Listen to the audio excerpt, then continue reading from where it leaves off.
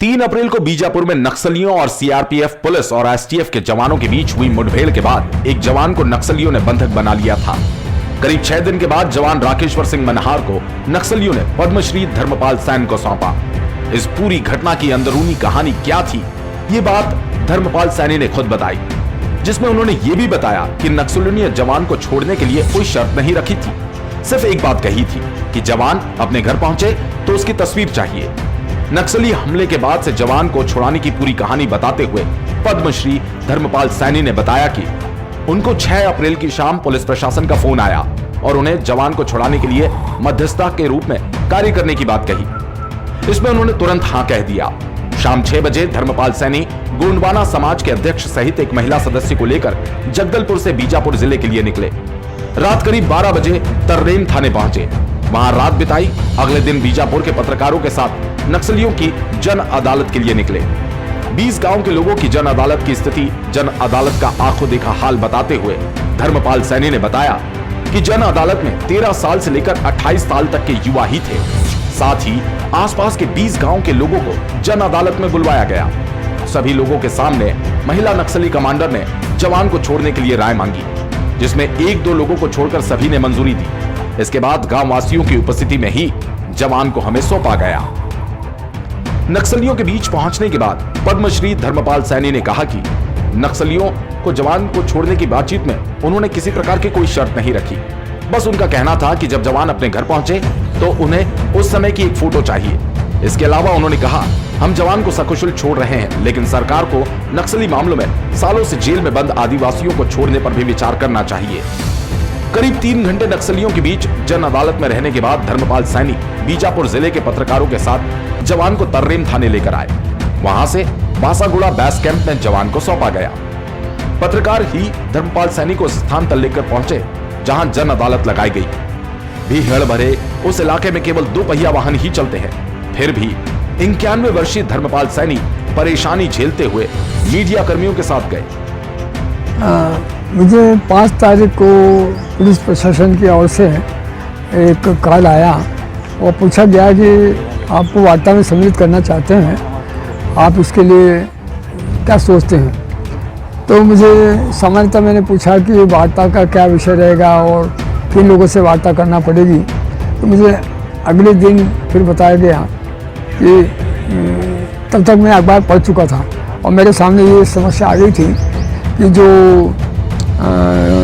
दंडकालीन zonal committee के प्रवक्ता श्री विकल्प हैं, उन्होंने ये बात रखी थी कि हम जो राकेश्वर मनहार जो जवान हैं उनको सबके सामने ये जो समिति है उसी के सामने रखेंगे।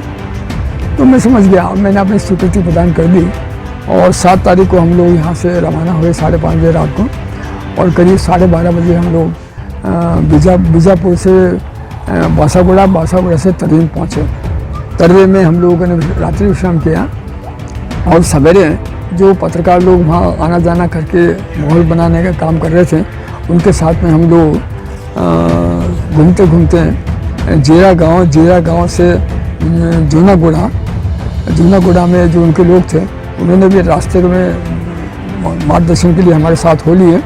वहाँ से टेकलागुड़ा और हम लोग तुमरपाला पहुँचे, जहाँ हमारी ये सब चर्चाएं होनी थी, जहाँ जो सभा होनी थी जनता ना सरकार की, वहाँ पर हम पहुँचे और 12 बजे तक सब लोग इकट्ठे होते रहे।